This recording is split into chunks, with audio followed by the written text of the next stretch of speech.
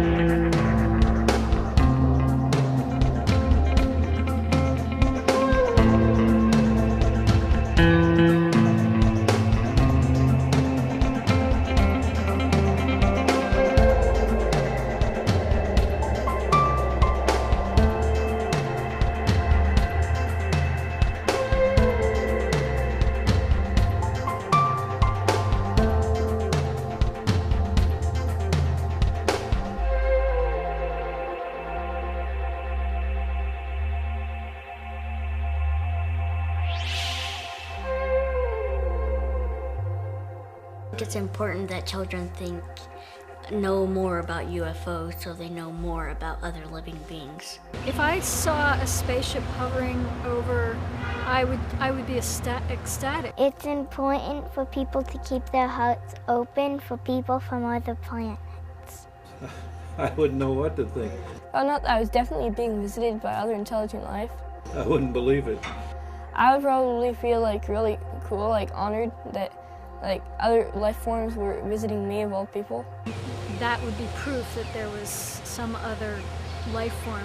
They aren't the same as us, but nobody's the same as anybody. I would freak. I would just freak out. I guess excitement, what's this gonna mean? I wouldn't know how they would want to approach me. I would probably be startled and surprised. Or if they would be friendly. I would work very hard to figure out how to make first contact. Or if we could understand each other right off. I would try to be as non-threatening as possible. I would be a little frightened. And try to find out what's going on.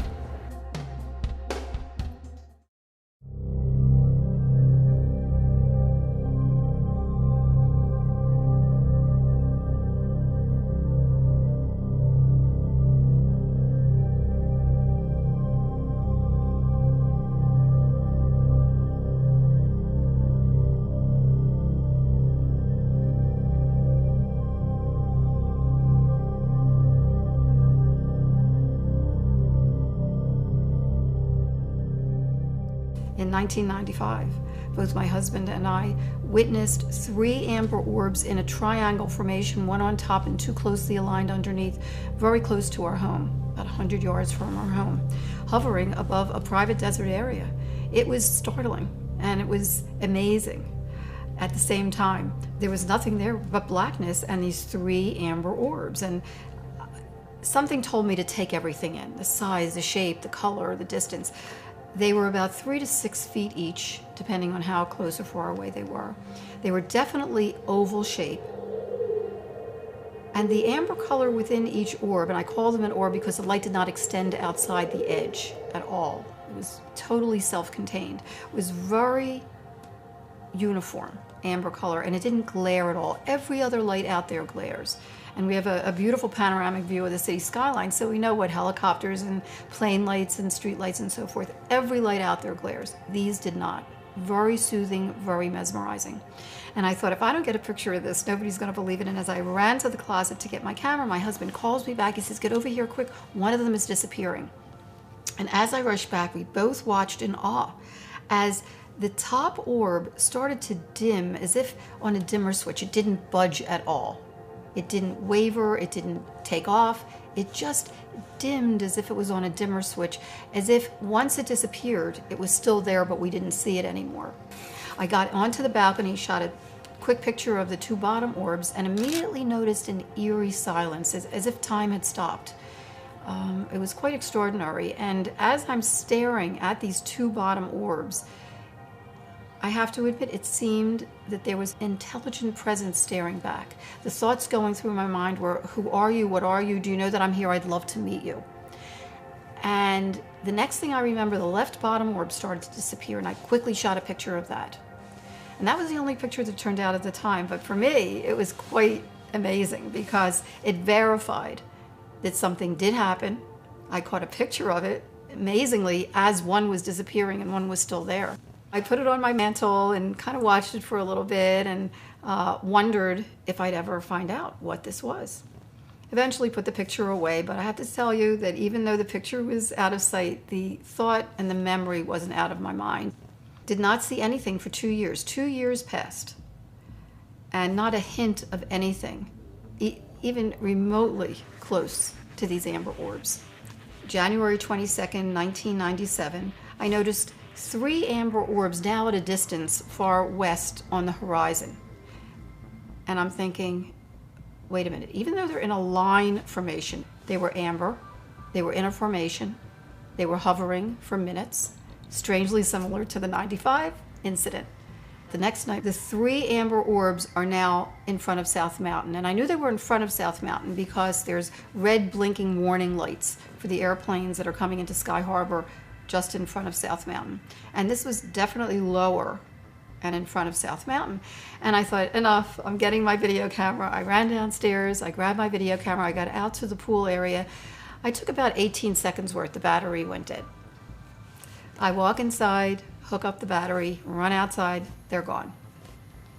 Now this was about 8 o'clock. About a half hour later, my husband comes up the drive and I gingerly walk outside and I said, honey, remember I told you about the amber orbs far west last night? Well, about a half hour ago, they were right in front of South Mountain. As I'm pointing like this, they reappear in the same spot. And I thought, I have to get a picture of this. And I ran upstairs, I grabbed my 35 millimeter, get out onto the balcony. As I'm ready to shoot the 3 bottom orbs, suddenly 6 amber orbs in a row, totally equidistant from each other, massive span across, pop up above the 3. And I started clicking away. I happened to get 6 pictures in a row. As the 3 bottom orbs were disappearing, I caught this top formation, which, by the way, in retrospect, was in the same location and the same formation as 2 months later on March 13th, 1997, during the mass sighting. And I ran in to call the Arizona Republic because I wanted to get somebody out there to tell me what it was. And I get an operator on the phone and I said, quick, you got to get somebody out there. There's some strange lights in front of South Mountain. Please get somebody out there, take a picture of it, whatever, but tell me what it is. As I finished my sentence, they're gone. By the next morning, I figured there must be a logical explanation, and I called the Arizona City desk again and asked if anybody had called the night before to report strange lights in front of South Mountain. The operator got off, she got right back on, she said, nope, nobody called. Well, I know I called. So I said, well, we did see something that was strange. Who can I call to find out what they might be? And she said, well, Luke Air Force Base sometimes sends out experimental maneuvers and they don't tell the public about them. And I thought, oh, that might be a good lead, and I call Luke Air Force Base. I get a woman lieutenant on the phone and tried to be very professional. I said, my husband and I are both physicians. We live mountainside in Paradise Valley, and we saw some strange lights in front of South Mountain last night. Do you know what they might have been? And from the get-go, she had an attitude, and she said, well, they didn't come into Luke Air Force Base, and they didn't come out from here, so we had nothing to do with them. I said, well, be that as it may, we did see them. We both saw them, and I did get some on video. Somebody has to know what they were. They were really, really strange. She said, well, you mentioned it was in front of South Mountain. Maybe somebody saw something at the airport, which is in front of South Mountain. And I thought, oh, that's a great idea. So now it was a mission. I had to find out what this was. I got the FAA on the phone. I told him the same thing, and he said, actually, there were 3 at 8 o'clock. They looked on radar. They didn't show up on radar. The 3 disappeared. At 8:30, the 6 popped up. The air traffic controllers at Sky Harbor Airport saw it, saw the same lights, but did not see them on radar. And they've seen flares before. In fact, from their vantage point at the tower, they wouldn't be able to see over the angle of the mountains and see over into the Barry Goldwater Range. After he picked up binoculars to look, it was that unusual. They were 6 points of light that seemed to be attached to something, but they couldn't see what it was attached to. Slowly moving in synchrony, as he put it, in tandem behind South Mountain. So I said, well, where were they? And there was silence. And finally he says, beats me.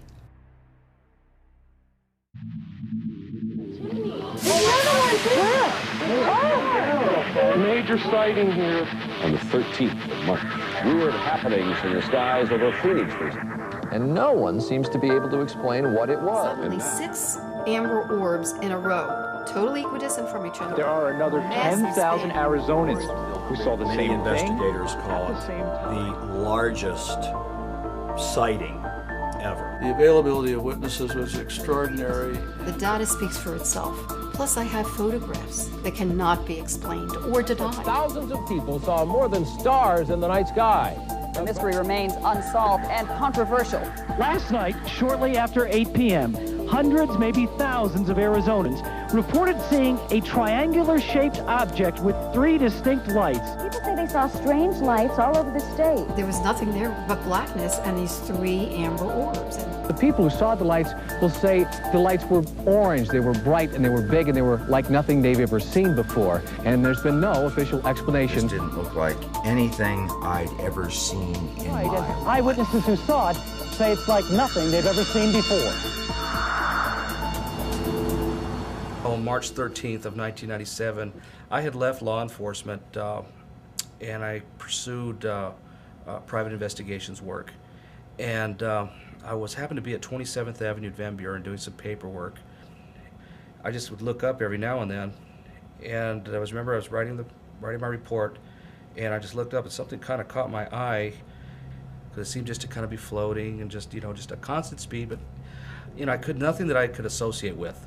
I went outside, it must have been around 10-ish, and I'm looking off towards the north, and kind of coming in directly at me are these 3 enormous lights, and they're moving incredibly slow. And this really piqued my curiosity. That evening, the hospice volunteers and I were out on the patio discussing our patients and discussing the work that we were doing with hospice. And we were so engaged in conversation and looking at each other in the eye that all of a sudden, when somebody in our group said, "Oh my gosh, what is that up above?" we all looked up at the same time and saw this amazing, huge, dark, silent object that appeared to just be right over our heads. It was awesome. I mean, we were telling ourselves not to blink. It was very close to the ground. It was just like floating over the housetops. Pilots tell me when they make the left turn to go towards the Salt River to the north that the altitude is less than 3,000 feet. The object I saw and my wife saw went under this plane. Many of the witnesses to the March 13th event described a V formation of 5 lights with 2 lights trailing. In fact, there were a couple of witnesses that described the 2 lights docking and undocking onto the array of 5 lights. Now here we have in Dr. Kitai's photographs a full 2 months before the Phoenix sighting, we have 5 lights in a V formation and 2 trailing lights. So obviously this object was around for a long time before then, just something made it decide that it was going to fly over the entire state on the night of March 13th. We could not see the whole object from front to back, from side to side. It was so big. I would gauge this object to be several football fields. I mean, like a mile, maybe more than a mile, maybe even 2 miles. It was huge. And it just kept going over our heads and going and going and going. And it seemed like we could actually just reach up and touch it. It was so low. I like to use the old peace sign, you know, stretch it out. But it was something like this. And as it passed, all we could really see was the left wing of the craft as it passed in front of us. That was how low it was as it passed. And as it started to pass in front of us, I put my hand up to where the nose of the craft was, and I took my other arm out to where the end of the wing was, and it was well over 30 inches. And I said to my wife at the time, I said, that's a mile long. It was quite obvious to me this was not a conventional aircraft. Right over our house, the stealth bomber flew as it was approaching the ballpark for the last game of the World Series in November of 2001. And that made noise, and it was large, but it was not what I was seeing flying over us in 1997. What struck me was the sheer size of these lights. It was an orangish amber light, and it was so rich and lustrous, it's almost as if the objects seemed to be made, comprised of the light itself, which is strange. But imagine, if you could, that light would have material property, the physical property. It was almost as if the orb was crafted out of light. They are absolutely perfect in every aspect of every geometrical aspect that could be observed. They were perfectly, uniformly round. They were perfectly, uniformly equidistant. Video doesn't do it justice. In real life, they're huge. They're amber. There's no flaring. They're like a ball. On the video, they flicker, they're white, they're much smaller. But nonetheless, the formations themselves are compelling. When it got directly over my head, and I mean, I'm talking dead center here, I was right underneath this thing. And I look up. It was like there was no filament in this thing. They appear to be in a canister. There was light swimming around in this shape or form. They didn't glare. They did not emit like a beam, like a floodlight, like landing aircraft lamp. There seemed to be some depth to them. I noticed it was a triangle shaped, 3 huge lights, and they weren't beaming down like landing lights. They were just big balls of light, but very pretty. They blocked out the stars as they moved. You could not see objects beyond them as they would pass in front of them. In between these lights, though, it did seem somewhat denser. It seemed darker, like there was a shape or form going on there that was holding these things together. It was like looking through water. And if you've ever seen that little wavy motion and so forth, that's what that's like. What absolutely struck me as being eerie beyond belief, the immense size of this thing would have to be controlled by something that had a pretty strong engine just to sustain flight.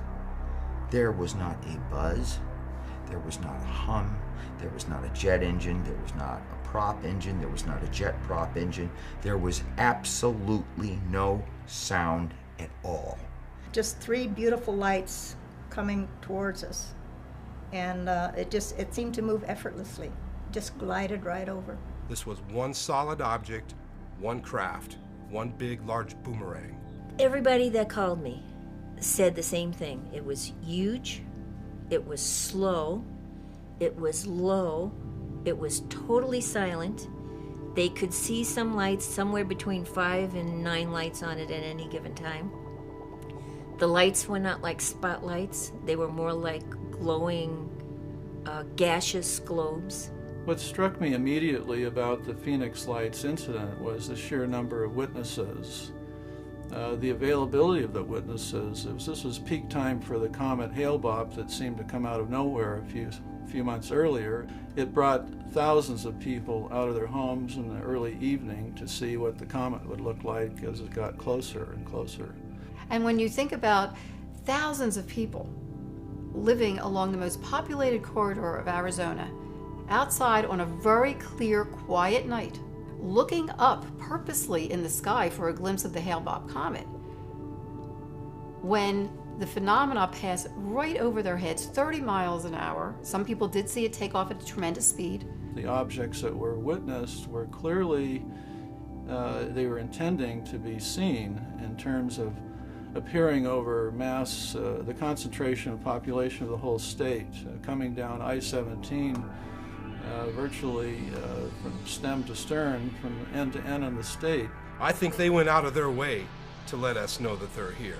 That was a parade that came right through Sky Harbor airspace, protected airspace, right through downtown Phoenix. 10,000 people approximately witnessed this, one of the largest experience of this sort ever recorded. We found quickly that there was a complete cross-section in the Phoenix Lights witnesses of our society, from truck drivers to attorneys, doctors, lawyers, aerospace people, military.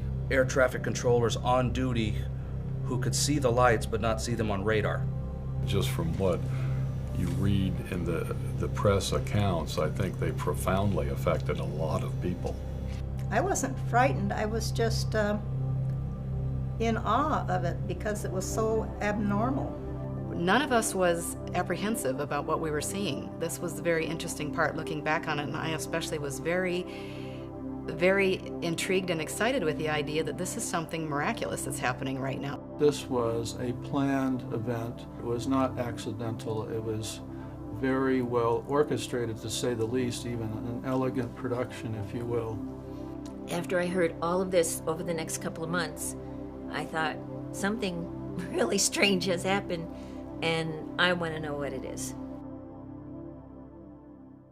It was Jim Delatosa that suggested to a producer that was interviewing us for the Phoenix Lights that if they wanted to try to get a public official to make a statement, they should just go down to City Hall and see if they could corner someone. Well, they happened to catch Frances Barwood when she was on her way into a city council meeting.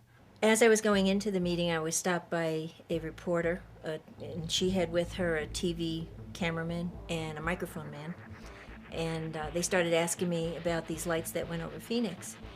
And I thought something had just happened, and I said, when did this happen? And she said, well, it was actually March 13th. And she said, we asked the city what it was, if they could find out, and the answer from the mayor's office was, we don't have UFOs over Phoenix. And I thought that was a pretty strange thing, being that nobody had said it was a UFO. They just wanted to find out what it was.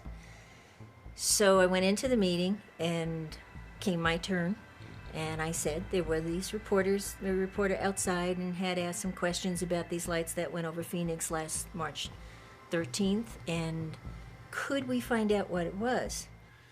And she thought it was a fair question, was asked of her, and she wanted to know herself, and she asked the question in chambers, and got quite an interesting reaction. Everybody just kind of turned around and looked at me like, why did you ask that? And it was like this silence. and I felt kind of uneasy, and then one of the other council members made some kind of a joke, and they went on. They didn't assign me 2 staff members. They didn't say who was going to look into it. They didn't say who was going to get back to me. And I thought that was really unusual. After the meeting was over, one of the assistant city managers came up to me and said, you shouldn't have asked that question. And this is the first I heard about it. I mean, nothing else was ever discussed with me at any point. And I said, why? And he said, well, because it's something that they don't want to deal with. And I said, what do you mean? He said, well, you know, the mayor's office didn't want to have to make any kind of a statement. They already issued a statement, and it just didn't want to have to go into it. And I thought this was, you know, so unusual. Something flies over our airspace, flies over our airport's airspace, is seen by pilots and flight crew and tower crew and everything, and they are afraid for me to bring up this question.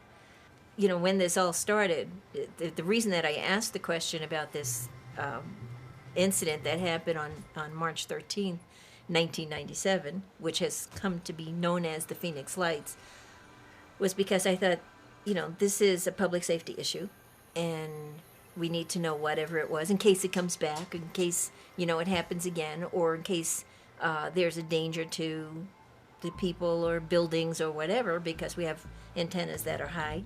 And I couldn't understand the negative reaction that I got for asking this, when I thought that was, to me, a perfectly innocent question. Well, as she was pilloried in the press and made fun of, the positive effect, however, was that hundreds of people came out of the woodwork and made phone calls to her office and her home. My answer machine at work totally filled up. Since they couldn't get any more calls into my office, they started calling other council members' office, leaving messages for me. They called the mayor's office, leaving messages for me. We estimate we got several thousand phone calls. We decided to call back every single one of them.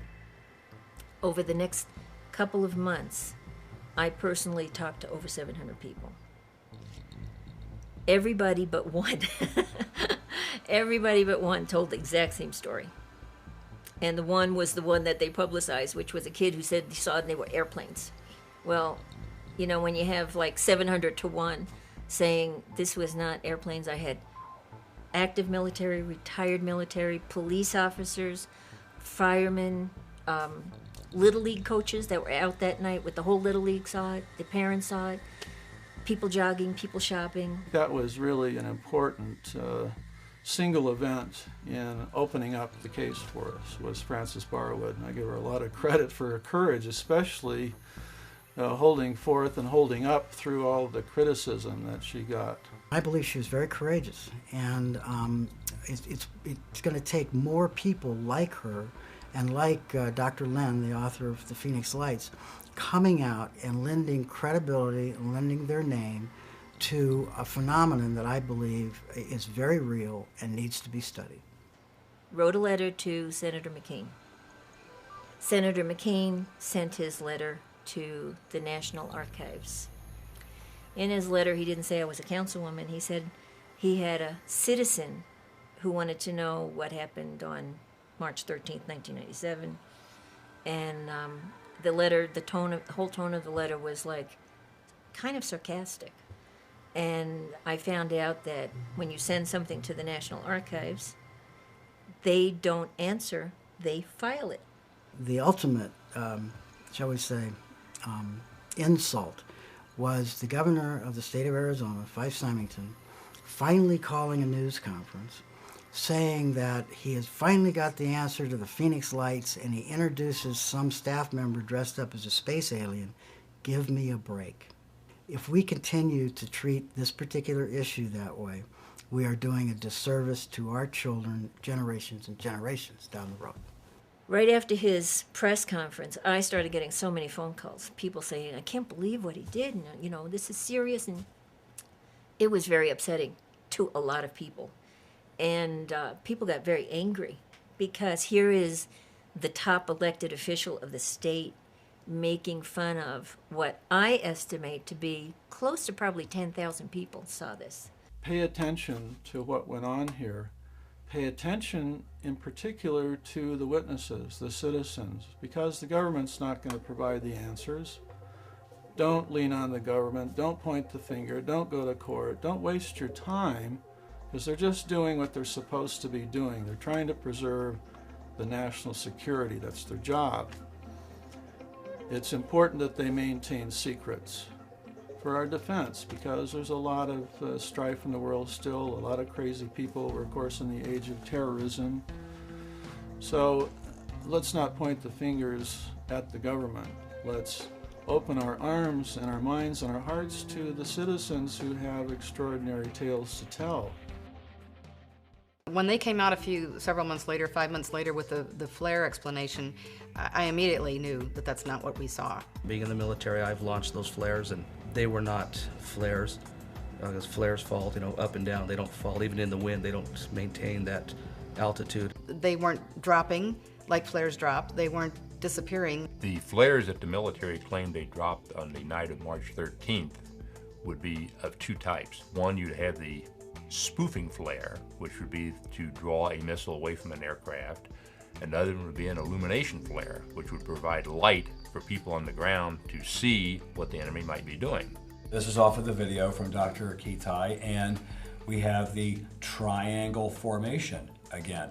You know, airplanes dropping flares would have a difficult time getting a perfect triangle time after time. I do work with flare on a daily basis. They weren't flares. I knew they weren't conventional aircraft. Flares emit smoke, and the illumination from the flare would illuminate the smoke as well, so you would have a trail from the flare leading up. These lights up here represent aircraft flares. If you notice, they're not in any straight line. They vary in distance between each other, and if you look at the top, you can see the smoke. As the flare falls, it leaves a trail of smoke above it from the burning magnesium in the flare. Flares are moving relative to each other. They're moving at different speeds. The Phoenix lights are rock steady. When you're looking at these points of light, if you were trying to decide, are they part of a large vehicle or are they aircraft flares, what you would look at is the position. In this case, these points of light stay identical in relationship to each other. If they were aircraft flares, they would be dropping slowly and moving laterally back and forth relative to each other.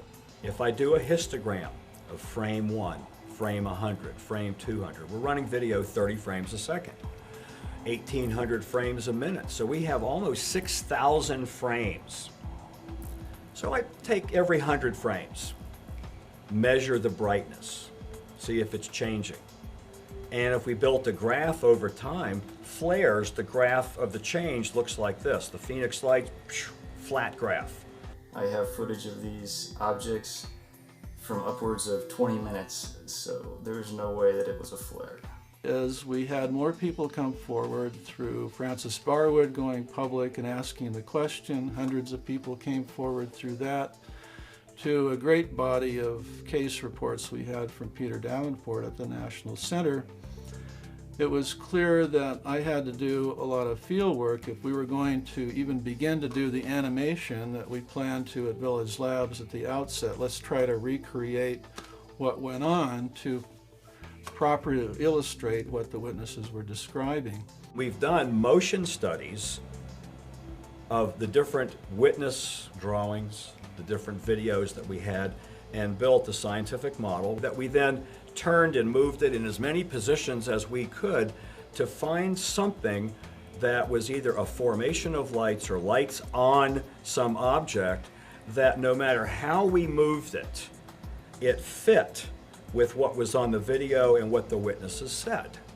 This is great to have Dr. Kitai's film, 35 millimeter film that she had shot in addition to the videotape and all the other people's videotapes. We had this high resolution film that I could scan the orbs at 1200 dots per inch and be able to then look at the orbs as a very large object. I can look at the very fine gradations that are out on the edge. I can look frame to frame to frame for changes, or that it's remaining the same. I have more data to deal with. It is my belief that very valuable information comes out of studying the color content of the entire picture and of every single light. What we're doing is looking at a composite image, an RGB image, and studying the nature of the colors that form that image. And they're not at all the same, you know, it's a real apples and oranges kind of thing. Yes. And I think this data is very valid, and I don't know that it can be easily refuted. When I had the experience of seeing some lights out in the distance, the first thing I did as a, I guess, inborn skeptic myself was just try to run through every possible solution that it could be. I ran my differential diagnosis of anything it could be. And what I realized pretty quickly was nothing fit. Nothing that I could possibly run through. It definitely wasn't flares. It wasn't airplanes. It wasn't streetlights. It wasn't something on the mountain. It wasn't anything that I could think of. And it also didn't make sense that they were saying it was helicopters flying in formation, because there was no sound, and even the most quiet helicopter still makes a sound. The key is here is everything we have makes noise. We don't have anything that's quiet. People will say, well, it was stealth. Well, stealth is radar evasive. It has nothing to do with what you hear. It's radar evasive, not sound evasive. And the idea that we saw something that large and that low to the ground that was totally quiet still amazes me. In my examination of Dr. Lynn's photos and from her description of what happened, they did seem to move as a unit, and they were able to stop and hover. And I'm not aware of any kind of aircraft that has a hovering capability that's silent. I don't believe it's the military testing top secret craft. If they were to do such a thing, they would do it out of the public eye, not above a major city. If our government or a military contractor is making something like this, they made a big mistake in letting it get loose and fly out of control right through the center of Phoenix and air traffic, turn around, flying through military bases. If this is some sort of secret aircraft by one or more military organizations, they shouldn't be going around having it displayed in Phoenix and having it displayed in Mexico and having it displayed in other parts of the world and then making believe that it's not present.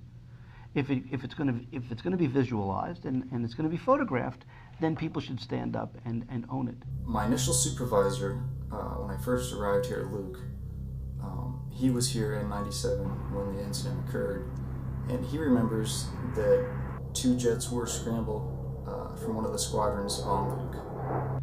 Now, as far as I know, nobody ever took a shot at it, except the camera. We had an insider's report, a ground crewman, who had to help one of the pilots from one of the pairs of jets that went out of his craft because he was so shaken up by it. One of the pilots stated that they had a visual on it, they've got gun camera film of it, they have no radar tape of it. It scared the hell out of them. Allegedly, a crewman from Luke Air Force Base called the UFO Reporting Center, Peter Davenport, about 3 a.m. that morning. Very detailed description of this mile-wide triangle craft traversing right over 7th Avenue and Indian School about that time as well. Nothing's ever been made public, to my knowledge, about instructions on how to respond to a sighting at the base. However, I know that the Firefighter's Guide to Disaster Control that is endorsed by FEMA, I believe it's chapter 13 or 14, is completely about UFO sightings and how to respond to a crash. So that kind of lends a little credence to the whole story. I try to dismiss and I try to find, like I said, I try to pick apart every story that, and when they came to the point of an unidentified flying object, that seemed to be the only one that I couldn't pick apart. We kept saying, what is that? What is that? And it wasn't until after the events happened and it disappeared to the south in the darkness that we went inside. We stayed outside for a couple seconds, and we went inside. And she sat on the couch, and I went to the bar, and I sit on a stool, and I took my glasses off, and we stared at each other for 5, 10, 15 minutes, who knows? And I got up, and I wanted to go back outside, and as I grabbed the door, I looked my wife right in the eye, and I said, we just saw our first UFO. And she looked at me back, and she goes, I know. It was just amazing. The credible, wonderful, detailed descriptions that witnesses shared. And you knew it was from their heart. You knew that they had seen something extraordinary. I like Occam's razor. The simplest explanation is probably the one that's true. It's an extraterrestrial spacecraft.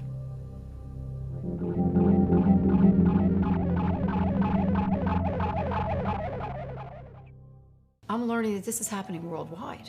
What's going on here? What is this? There's amber orbs here in Belgium, amber orbs in formation in the Soviet Union, triangle formation in Illinois. There's a triangle formation in New Jersey. Many other countries, at least 20 other countries. Russia has been studying these phenomena for over 20 years, they admit, and their bottom line is that they feel they are unearthly. China has an elite group of scientists studying these phenomena. Japan built a museum. The government funded a museum so that they could promote universal peace. What a beautiful message. And just recently, Mexico, the Mexican Air Force has now come forward to say that they've had the sightings of these orbs around their aircraft, which, when you look at my pictures, are identical information and characteristics. When you test the Mexico orbs, blow them up big and look at them, they look just like the Phoenix Lights. Dr. Richard Haynes, a very noted PhD psychologist, has been studying pilot reactions to these orbs. In fact, he's also studied what they called Foo Fighters in World War II.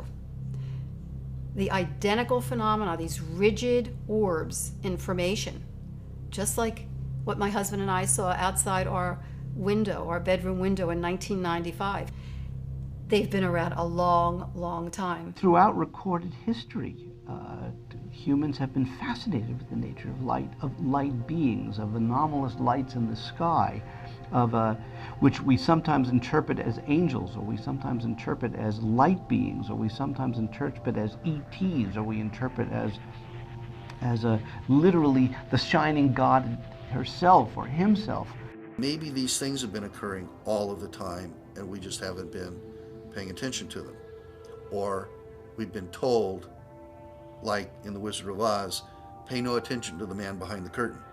There's way too much information, biblically as well as just religious writing, that talks about visitations, angelic presences, being taken up in a ball of light, Ezekiel's wheel. You could just go on, Bible story after Bible story talking about what was happening.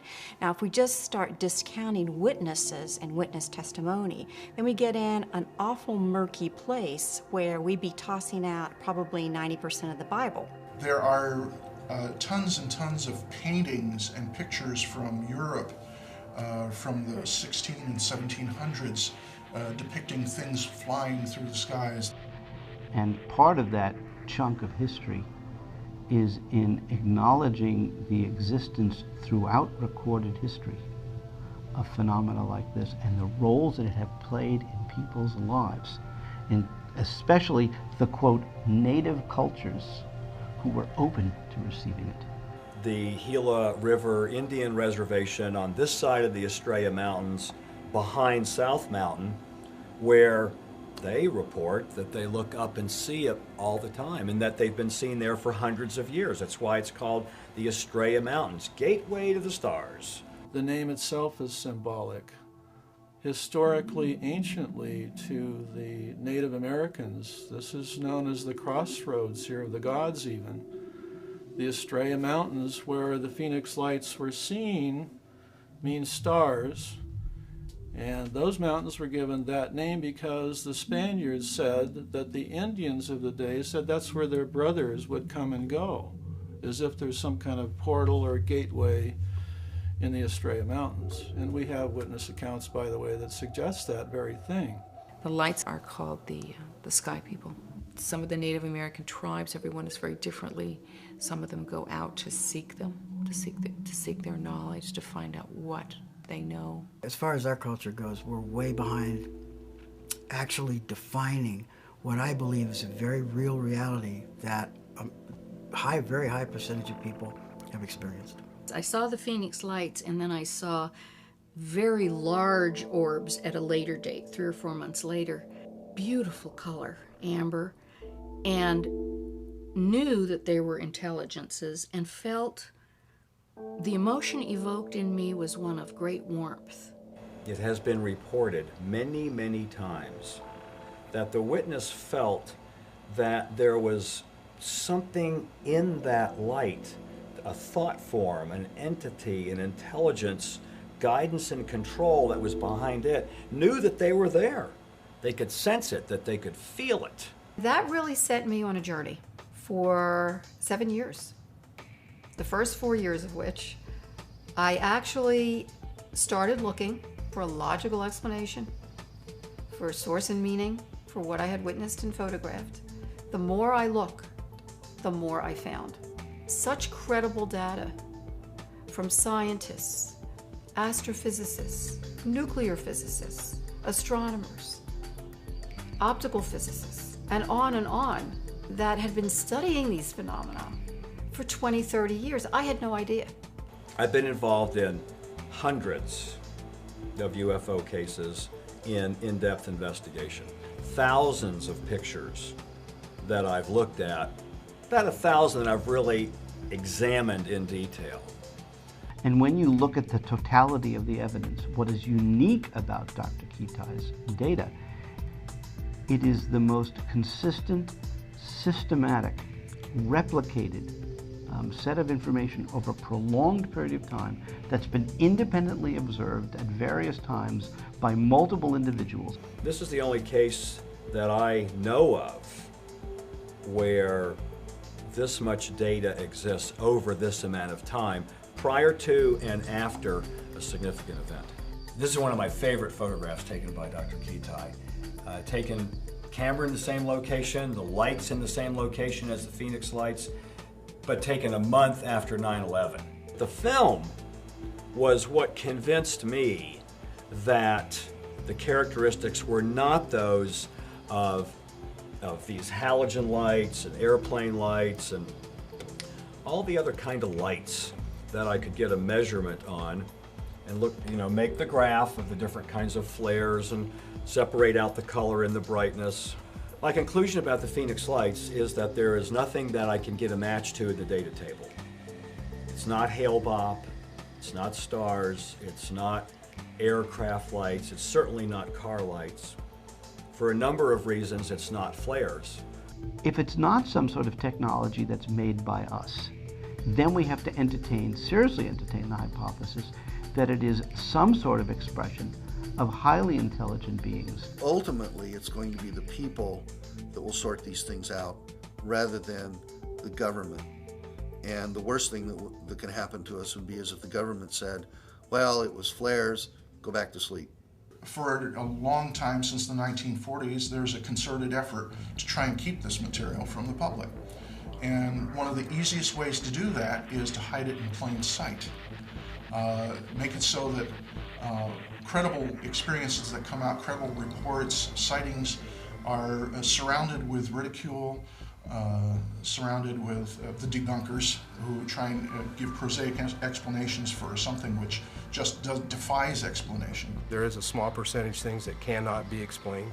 But even if it's only 1% that can't be explained, or if it's 1/1000th of 1%, that's enough. It only takes one. The Phoenix lights are tremendously significant because they're another wake-up call for people who are skeptical or people who are secretly wondering what it's all about. And the Phoenix lights were so visible, seen by so many, and so publicly acknowledged, even in the media. If you can create a structured controversy, say, I'm going to let the flare story happen, knowing that a lot of people aren't going to believe it and some people are, but let's see how it goes. And then let's get on the phone and let's call up USA Today, CBS, ABC, NBC, MSNBC, and let it trickle down through the news management that we think this story should be covered. You get your people there. And it happened. It happened in a big way. It happened fast and turned a lot of heads, made worldwide news, and then it was denied. Why wouldn't all these news media people who are in a perfect position to investigate all this, why aren't they at the least bit curious? Why don't they want to know what it is? Look what happened in '52 when all those craft flew around the Capitol building and everybody went, 4,000 people saw them and looked up and went, oh my God, oh my God. Nothing happened. The word barely got out across the country. That's not true anymore. The Phoenix Lights is the first case, that's the first case where there was chat rooms about it. Microsoft Network Forums had a weekly chat room about the Phoenix Lights. It was the Phoenix Lights website I had gone to, and the first thing I thought was just like the color and the shape of the lights. It was just like this is what I saw. That's the way that everything will go in the next wave for investigating UFO cases and talking about it. It's going to be the internet as the tool. So as sightings like the Phoenix Lights have happened elsewhere in the world, people can go, hey, it's just like we saw in Phoenix. So many witnesses, thousands and millions of witnesses all over the planet are telling the media all over the planet basically the same story. Phoenix Lights had global impact because of the international news that happened about it, not dismissing it.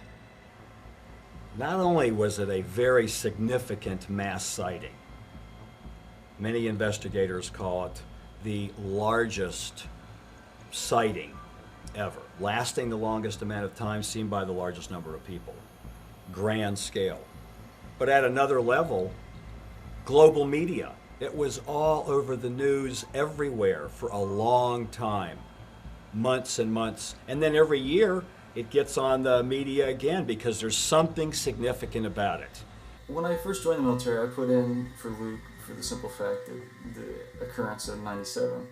I was hoping to maybe see something myself. When the orbs returned in January of '98, I was on the roof of our building at Village Labs, having been on alert. Dr. Lynn called. We had been alerted that the orbs had been showing up the nights before. So everyone, the Phoenix Lights Video Witnesses Club, if you will, were all ready with their cameras in their various positions around the valley. When I first stepped out on my balcony and saw the two amber orbs to the southwest, I dropped my soda on the balcony and ran in to grab my video camera. And I put the spotter scope right on it, I zeroed in it, and it stayed right on it. And what was extraordinary is that light went off and it came on again over a 20-minute period, and it did not move from that position because it stayed fixed in the scope. I have to tell you, I was really deeply impressed by the display that unfolded. As Jim came up to join me, we really were now together to witness a grand display of several orbs that were variously in a straight line, as if you could draw a ruler or lay a ruler end to end, lights going on and off in the same positions, and then ending up in a triangle as if to communicate a simple geometric base message. A lot of the times the orbs will line up in a straight line. They'll move into patterns, mostly geometric patterns. Greater frequency of the triangular shape. It was impressive, and we both reacted as if this was an extraordinary event and certainly not a display of flares thanks to the military. I've been sitting out on the balcony every night since. I've got some good footage so far, and it's pretty compelling. I think society is influenced, of course, by Hollywood and the perception that, you know, there's this fear element and that's a natural response. Hollywood has really trained us to feel that aliens are scary and they're going to hurt us, and, you know, there's really no way to know what to expect except for what we've been trained to believe. Hollywood likes the violence. All the movies and all the E.T. movies, every time E.T. and UFOs and all this is involved, 95% of it's violence, where they're attacking us, they're killing us. So a lot of people has a mindset right here that, hey, those are evil people, those are evil beings, they're here to hurt me. And yet, I think that's the furthest thing from the truth there is. If I would see something in the daytime, big, huge thing coming flying over, I think I'd be a little afraid. When children especially saw this mile-long triangle craft, they were scared. Their initial reaction was fear. But as it slowly passed right over their heads, silent, gliding right over them, not only children but adults as well felt a connection to the phenomena, felt a calmness take over them. Nobody I talked to said I was terrified. What they said was, I was amazed, I was astounded, it was incredible, I was excited. It amazes me that we got to see something that large, that low to the ground, that slow, no visible means of propulsion whatsoever, no noise whatsoever, and it was able to stay up and it did no damage. If it were ours, the amount of propulsion needed to stay up because of our gravity. It would have destroyed buildings, houses, it would have deafened people, people would have been wrecking cars. I mean, none of that happened. It was a totally friendly visit.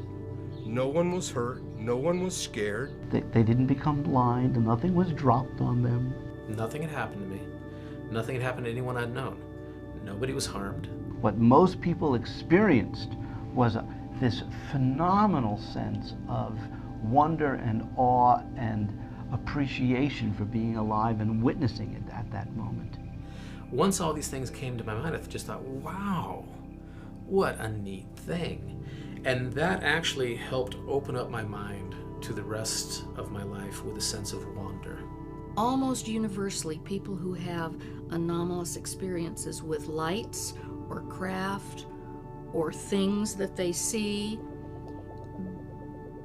never recount it as fearful. Always recount it as filled with awe and wonder, of amazement, of wanting to connect to these phenomena. Hopefully, as society matures a little bit more and becomes more comfortable about talking about these events, these beings, that fear will diminish. And I think if the fear continues, that's their choice. They're using that then as a defense mechanism to help them be comfortable with something they can't put a label on, something they cannot explain.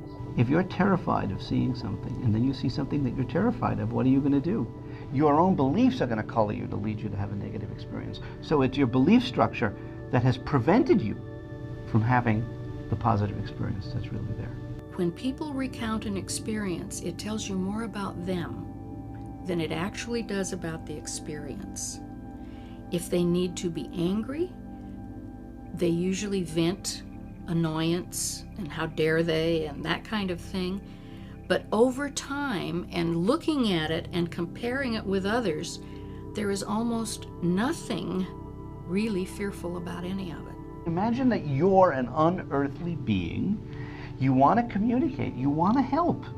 But if you appear, you show up in a seminar room, or you show up at the foot of somebody's bed, or you come down in lights, what's going to happen? You're going to frighten people.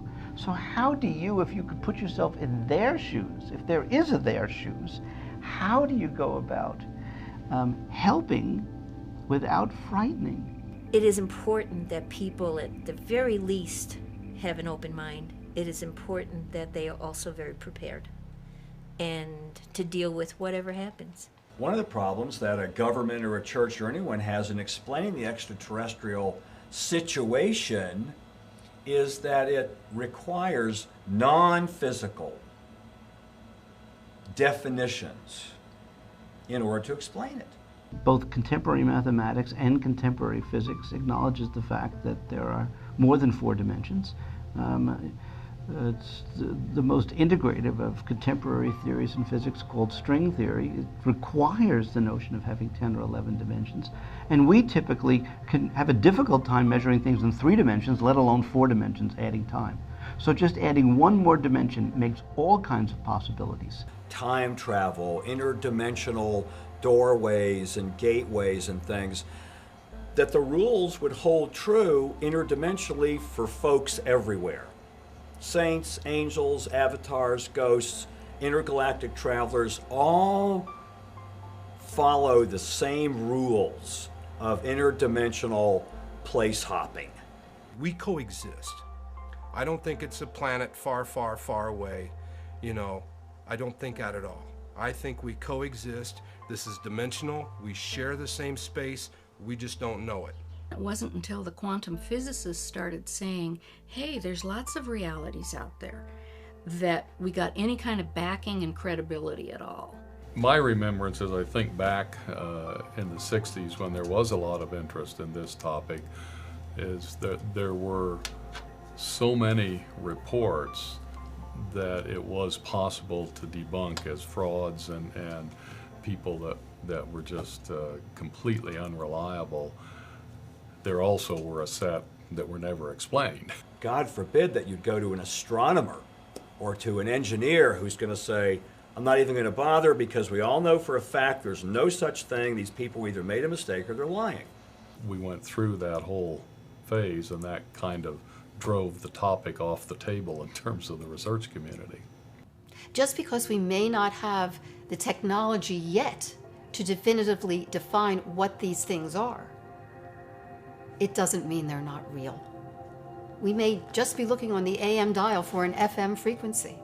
As a scientist, I think anything that's not understood should be investigated. You know, that's just what science is all about. To follow the data and let the data speak. And if the data takes us in areas where it needs and requires us that we change our mind about what we have been taught, what we believe, then that's what we need to do. We used to think the earth was flat. We now accept that it's round.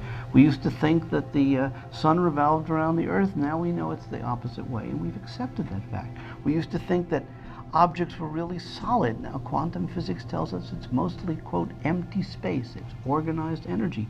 We can even accept that too. We have to get a different perspective on what's going on around us, and as a culture stop denying that people see, hear, and experience things that, granted, are out of the ordinary.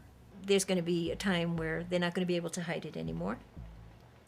There's too much technology today. Too many people have video cameras and digital cameras and the internet to relay it all on. It's only a matter of time. There's healing here. I'm a physician, and I come to this whole forum not only now with knowledge that I've seen something personally, not only knowledge that I've sought out and found, credible knowledge, but also knowing there are many people that need to be healed, that need to know that they're not crazy, that it's not a mirage. I'm very relieved to be able to talk about it with someone who understands. You know, maybe I can get some answers. I'm credible, and I saw what I saw, and I'm not afraid to talk about it or to share it. I think it should be shared. One of the worst things people can do is keep it bottled up inside you. I think one of the best things you can do is to open up. There's nothing wrong with that, and you'll find out you feel pretty good about it. It has all the earmarks of a kind of an epiphany, the kind of thing that occurs like once or twice in life that absolutely changes you forever, and then, like a good scientist, you want to say, why did this happen? Or what does this really mean? I want to know the truth. I want to be there. I want to see it. I want to touch it. I want to ask questions.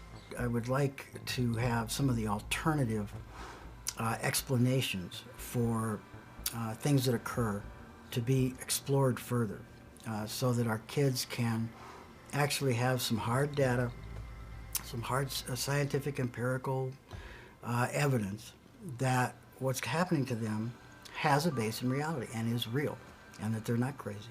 What's very exciting at this time is that so many very distinguished and credible and educated scientists, researchers, physicians, doctors are coming forward. There's no question that there is a phenomenon, and for anyone to be still questioning whether there is a phenomena is deluding themselves. Read about it. There's certainly enough information out there if one wants to and chooses to. It is a choice. I would only tell the friends that that are trusted by me, and probably other people would make fun of me because unless they see it with their own eyes, some humans just don't believe things. Many people are not willing to look at something they've had no experience with. But the moment it touches them, they see something, their wife or spouse sees something, they at least start thinking about it. We're not the only ones here. In this big universe, there are a lot of other people. We just haven't met them yet. What astrophysics strongly implies is the probability that there is life other than us in the universe is highly, highly probable. There are so many stars and probably other planets out there that the scientists haven't even seen yet. It just seems incredible to me with over 200 billion stars in our own galaxy, and there are billions, if not trillions, of galaxies. How could we be alone? The Hubble telescope, just in the last 5 to 10 years, has changed the face of time and space and gravity as we know it. Our galaxy, our one Milky Way galaxy, and who knows how many trillions there might be out there, is 12 to 14 billion years old. Our solar system is a very young solar system. It's only 4 to 6 billion years old. There may actually be intelligent entities out there billions of years ahead of us. What if everyone woke up tomorrow and knew that extraterrestrials come here? For sure. Positive. Then what? Maybe we would have more reflection on how we are being, as a people, as a nation, as a culture, as a planet. It would help us to wake up. It would help us to see that we're not the end-all be-all. So I think it would be a good thing. I feel that the event woke me up. That I got out of my daily routine of getting up, going to work, coming home, cooking dinner, eating dinner, watching TV, going to bed. You know, because you got kids, you got baseball, you got all this stuff going on. Life is such a routine.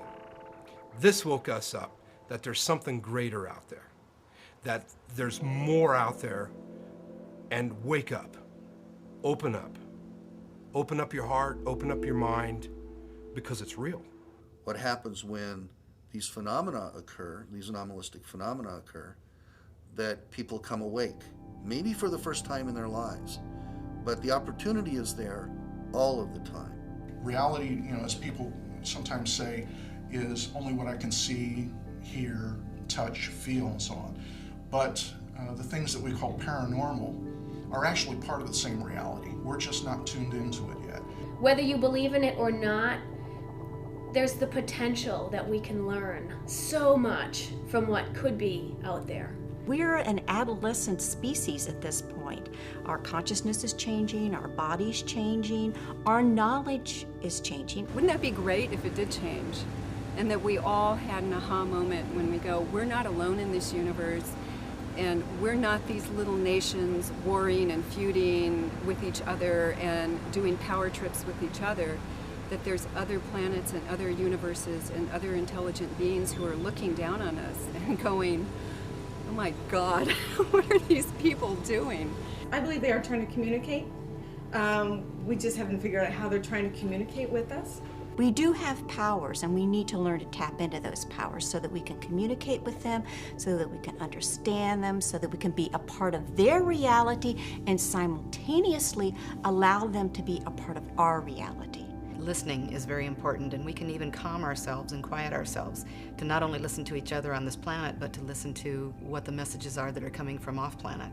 Until we do that, until we allow them into our reality, there is no communication. They can talk to us all they want to, but until we let them into who we are as a body, mind, and spirit, we just have a one-way communication. It's time for the communication and the education to go galactic. If there's one race of extraterrestrials visiting here, if there's just one, there's a lot of them. You think there would be only one race of extraterrestrials in the entire universe and us, and that's it? You have to accept sooner or later the fact that we're not alone. And once you accept that fact, then you're going to have to accept also the fact that there's many, many, many alien races out there, not just one. There could be hundreds. There could be thousands. Each with their own lifestyle, their own purposes, for their destiny and their own reasons for why they come to Earth and visit us. Is this possible that these lights are being very carefully and gently present as a potential guidance and warning system for us to wake up to what we're doing to our planet and ourselves before it's too late? I think they would be kind of concerned about what we're doing to our planet because we're polluting it, we're trashing it, and we're doing all other things to it, like doing wars so the land gets all messed up too. We should probably explore more about space and focus our technologies in other ways besides war. They come from all over the universe to come and check out this planet of these advanced beings that have free will, tremendous spiritual potential, intellectual capacity, evolving DNA happening at rapid levels, and they're rushing headlong to destruction. If we destroy this planet, the consequences do not just reside with us. The consequences are very, very galactic. So they're very concerned that humanity does evolve. Those that are really awake to it and realize that we are not alone also realize that we are spiritual beings with so much positive potential to do good and to help make this world a better world. I think we're spiritual beings riding around in a physical body, and for a long time we've had to pay a lot of attention to just getting through the physical, and I think the spiritual has suffered, but we are in a spiritual renaissance right now, and I think the Phoenix Lights are part of that.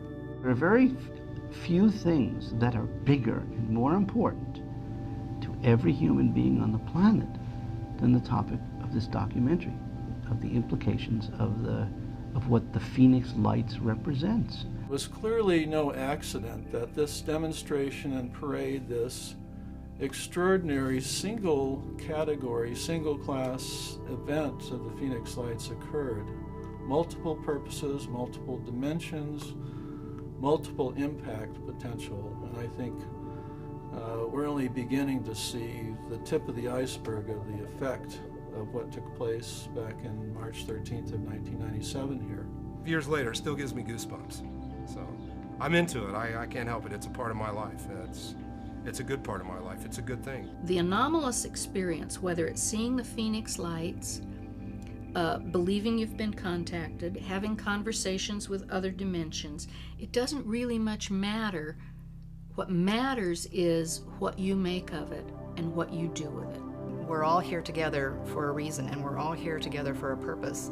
And what could the highest, greatest purpose of our being here be? And that would be to love one another, to be kind to one another, to be compassionate, to share our joy with each other, and to listen to each other. If we had the opportunity to listen to this information and therefore help our children and help the world grow before it's too late, and we didn't take the opportunity, it will come back to us. I think we are in a pinnacle point of our civilization, and I think it makes a difference which direction we go next. Hopefully we'll have contact one day if enough people are really open and realize that there is nothing to fear. I look forward to that.